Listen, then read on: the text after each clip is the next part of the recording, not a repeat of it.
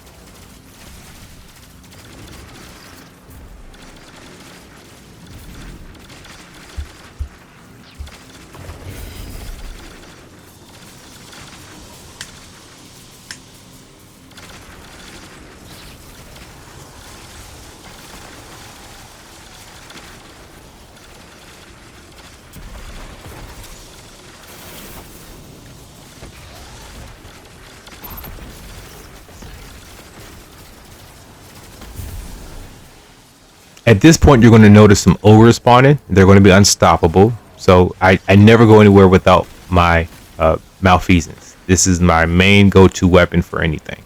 Malfeasance, typically, depending on the season artifact, would favor hand cannons a lot. So I'll be able to do pretty much anything I need with this gun. But for your record, for your own information, once you enlighten this last bridge, this last plate, or the only plate, once you enlighten this, it starts the bridge formation, which then sends you over into the next encounter.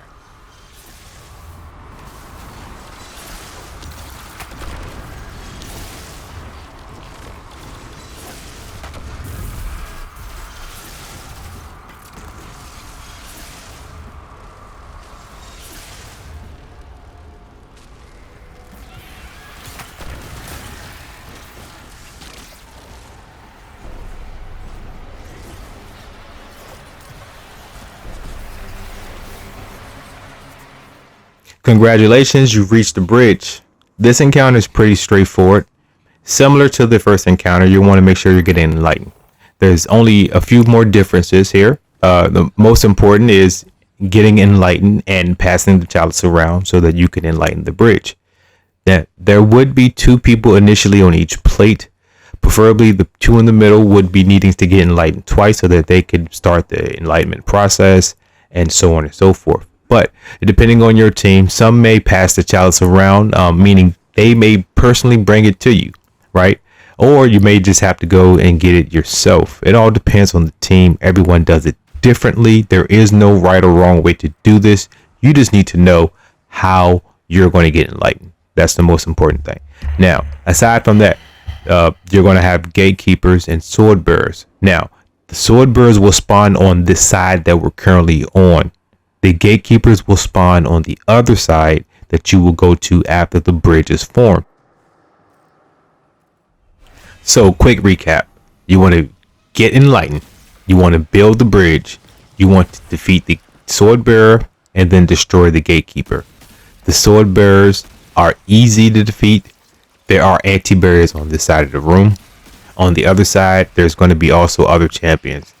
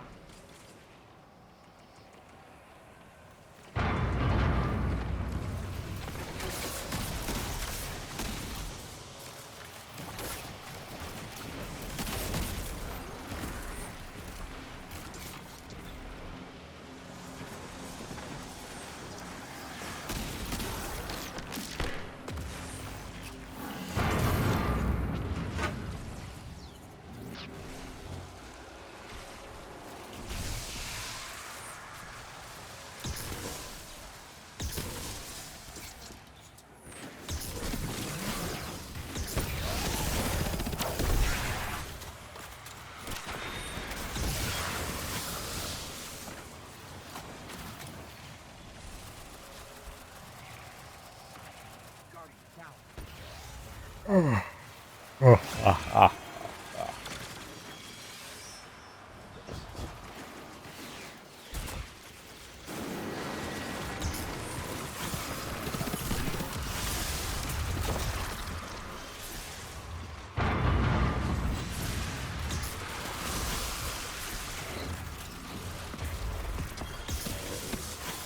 else needs it?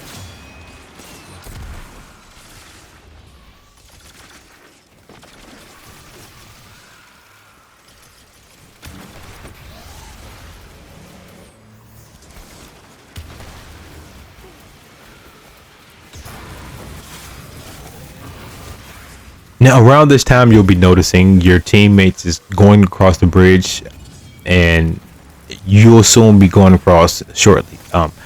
Again, the main focus is to have a way to destroy or defeat the anti-barriers. The anti-barriers would be the only thing that you have to focus on, other than the sword bearer. So, once three of your teammates have gotten across, they would then inform you to step off the plate, at which then you would manage to find your way up those stairs,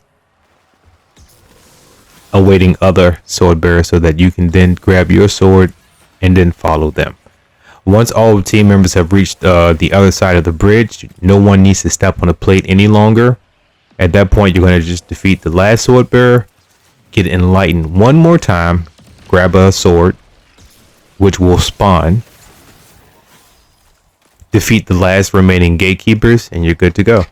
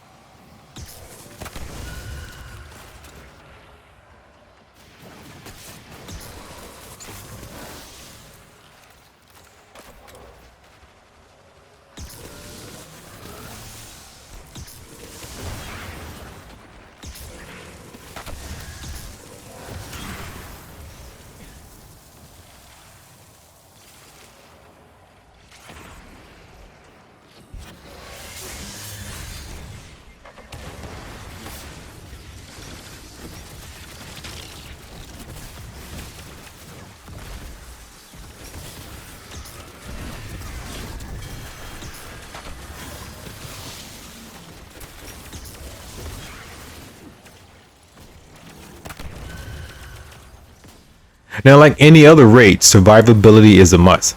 As long as you're able to stay alive, you'll get this done in no time. As you can see, I'm one of two remaining guardians on this side of the bridge. My goal, my job, my only job is to stay alive, find a sword, and take it across the bridge.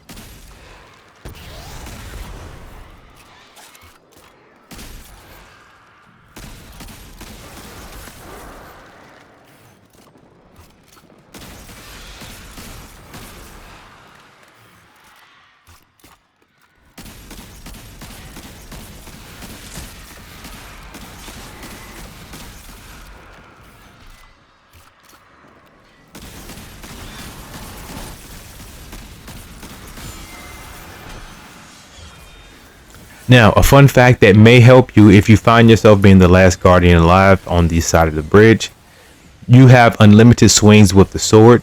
I would simply suggest jumping in the air and tapping R1 if you're on Xbox. I don't know what button that is, and I do apologize, but if you're on PlayStation, tap R1 and you'll swing unlimitedly. See your gatekeeper, you defeat him, end of story. Now, after the last gatekeeper it has been defeated, you will then deposit a sword. And this is something everyone who grabs a sword and defeats the gatekeeper must do. You will then deposit the last sword. If you're like me, I was fortunate enough to capture this. If you're like me, you can then get enlightened, because once you're enlightened, a sword will spawn. You grab that sword, and then you just simply destroy, well away, however you want to put it. You're just going to eliminate the remaining gatekeepers, and that's it. As simple as that. You can take the chalice.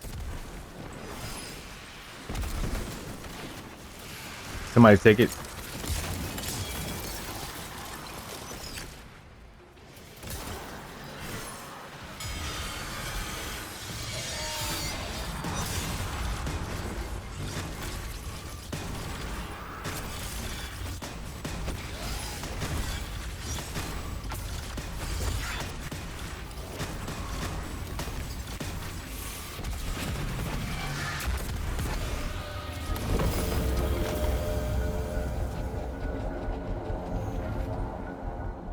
Congratulations, you've reached Crota's chamber now.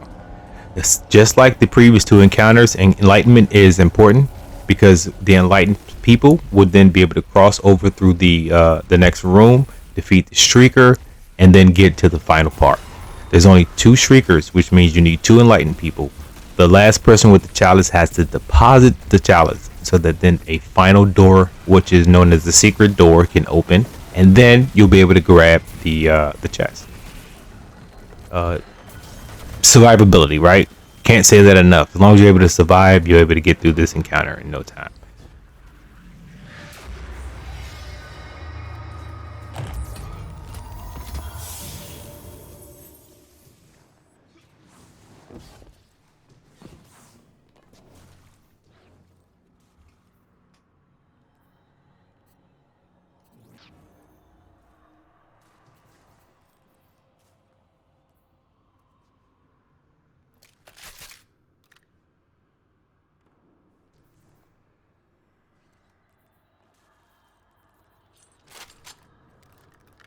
Congratulations, you've now reached the crystal room.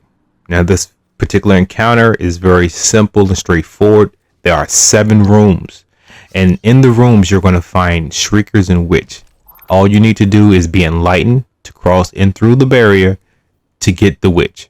I prefer a shotgun or a fusion rifle. You don't want to overthink it. However you choose to defeat the Witch is up to you, but you need to defeat the smaller witches in the rooms in order to defeat the main witch in the center stage.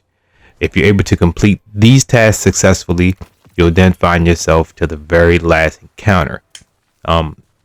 Just like previous fights here, just passing the chalice around and communicating is the most efficient way to get this done. So to do that, there's going to be a tower outside of this room on the left, and there's going to be a tower on the right. Above where we're standing at, right in the middle, there's a crystal falling down. There's a crystal above it also, and then there's 3 rooms above where the crystal room is. So you're going to be finding 3 rooms above, 2 on the left, and 2 on the right. Your team, depending on how they like to call it out, they may call rooms 1 through 7. You just need to know which room they're referring to as 1 and which room they're referring to as 7, so then you'll know. Which will never change is top and bottom. Right, the left side has 1 on the top, 1 room on the bottom. The right side has 1 room on the top, 1 room on the bottom. Above the crystal room, there are 3 rooms where you will find 3 doors where you will find witches and shriekers. They vary, they spawn randomly.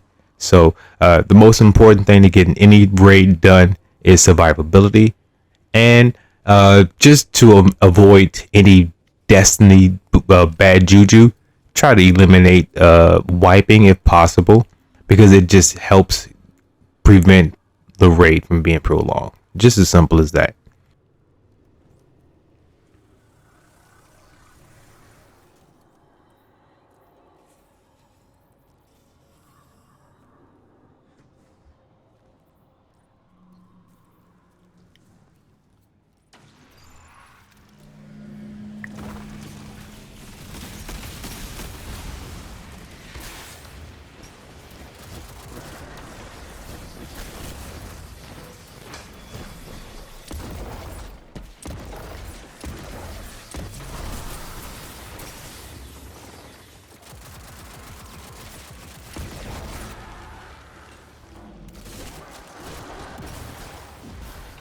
Now, once you find yourself deeper into this encounter, you're going to defeat the Yellow Barred Knights. Defeating the Yellow Barred Knights will then trigger the next portion of this fight, which is the Shriekers. You will not be able to cross into the threshold until the Shrieker is defeated. So you're going to destroy the 3 knights that are Yellow Barred, destroy the Shrieker. The gate then falls away. There's the chalice in the middle. You can start the encounter whenever you're ready. The sooner the better, because it's all time. So you want to make sure there's someone knowing where the witches are so that they could delegate who's going to go where. And if no one delegates it, you want to be volunteering, because again, this is all time. So you want to say, if a person says there's a witch in the bottom right, you want to be like, that's me. I'm going to go get it, which means you go to the right tower outside of this room on the bottom and defeat the witch. If they say the witch is top left, again, you want to make sure you're enlightened. You want to go inside the room. You want to weaken it unless everyone has already defeated their witch. You want to weaken it until someone says, let's kill them. And then you want to destroy your witch. Again, fusion rifles and shotguns work best for this for me. And you may have a different method. You may use a sword. You may use a heavy machine gun. You just don't want to die. So survivability is always important.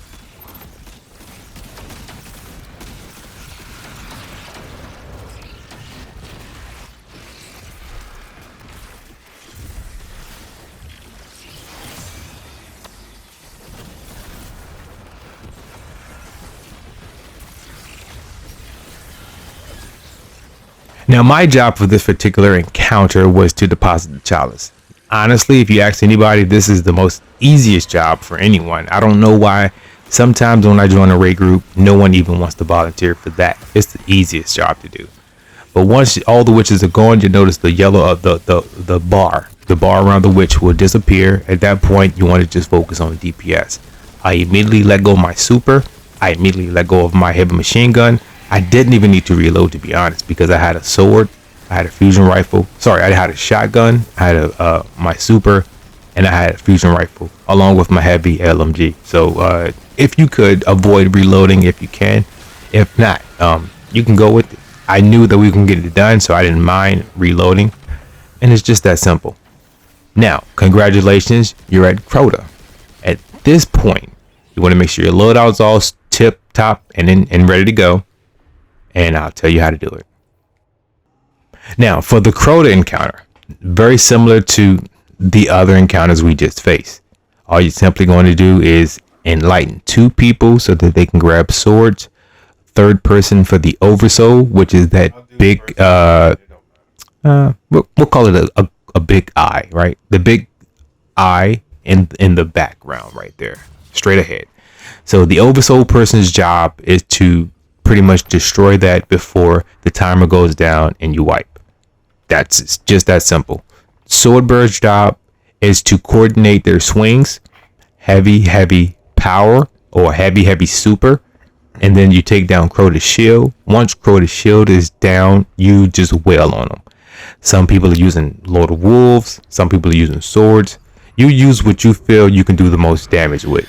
That's my suggestion to anyone.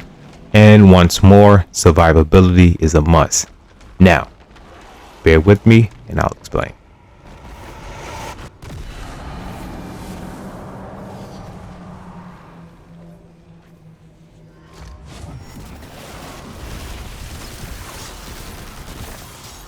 Immediately once you leave the crystal room, there's going to be 2 knights on the left tower and 2 knights on the right tower.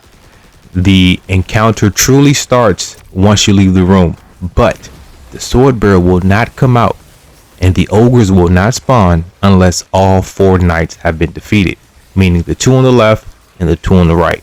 At that point, as you can see the diamond icon in the middle, the sword bearer had come out and had been eliminated before anyone else could help. So you want to focus on the boomers and the top towers left and right. You want to also make sure you're getting enlightened if you are a sword bearer. In this case, I was designated as sword bearer number 2. And you want to also coordinate your attack on Crota so you can take down his shield. And that is simply 2 heavy swings and a super swing. The ogres do spawn. And unlike Master Crota, there won't be any unstoppable, so they're just going to be simple Big chalice. minion ogres. You cannot pass the chalice unless you're standing in the pool of light on this encounter. That's the only thing different. But if you made it this far, I'm pretty sure you're comfortable with calling out when your chalice is full and when someone needs to grab it.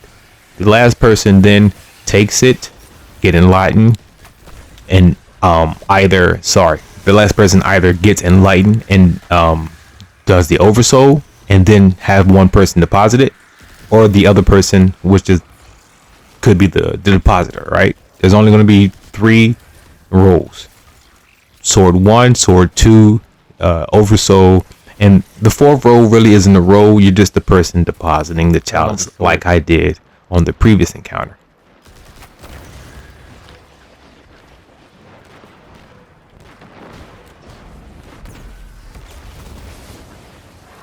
You've only killed 2 knights.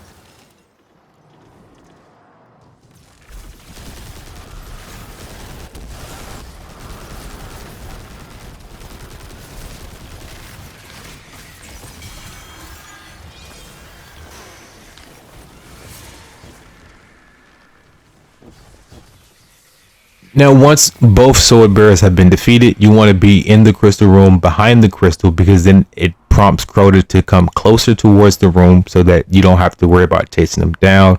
Keep in mind, there are still going to be boomers present. Depending on your team, there may be witches still present. It all depends on how you guys got it done. But once Crota shield's down, you just wail on him. Just wail on him. Give him everything you got. Now, I was trying out an arc build, which gave me the arc sword, which has the rockets attached. I was also trying the heavy machine gun, and I also have a fusion rifle.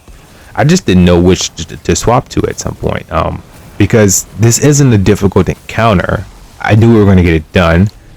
It just all depends on how I wanted to coordinate it. And at this particular one, for this particular time, I wanted to try the sword strat for myself. I've got arc mods on my boots. I've also got arc mods on all of my armor. So I've got reload, I've got surges, I've got arc reserve. Now, this is pretty straightforward as well. Stand in the pool, swap the chalice, get ready for the sword bearer.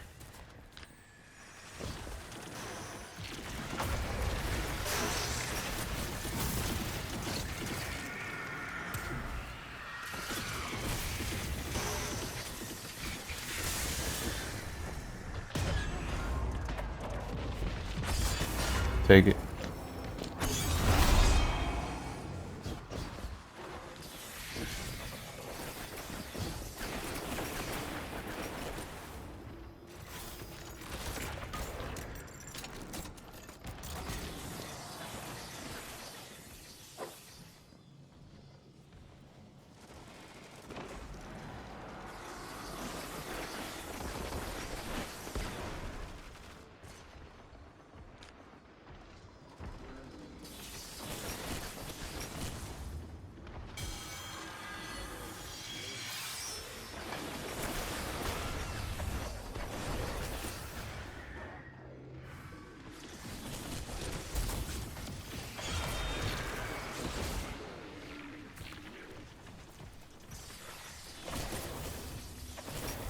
Last time y'all didn't kill the knights, I figured I was going to do it myself.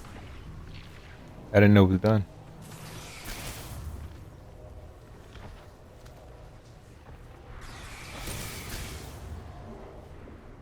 Now, if you didn't destroy Crota on the first attempt and it's taken 2, you're simply going to rinse and repeat the first part. 2 heavy swings, 1 super swing. Once he kneels, you wail on him. Once this bar goes to this point, you want to get away from Crota. Very important, super uber important to step away. Allow for the timer to go away, for the shield to fall back down, and then you can proceed to wail on him. At that point, the Oversoul person had expunged Crota, which gave them a little bit more damage, and everyone else just continued to wail on them. It's pretty simple, pretty straightforward, and we got it done. Hopefully you've gotten it done as well. Hopefully you've gotten it done in the same time frame, and I hope you enjoyed the video. If you've got a raid of mine you'd like to see me do, let me know.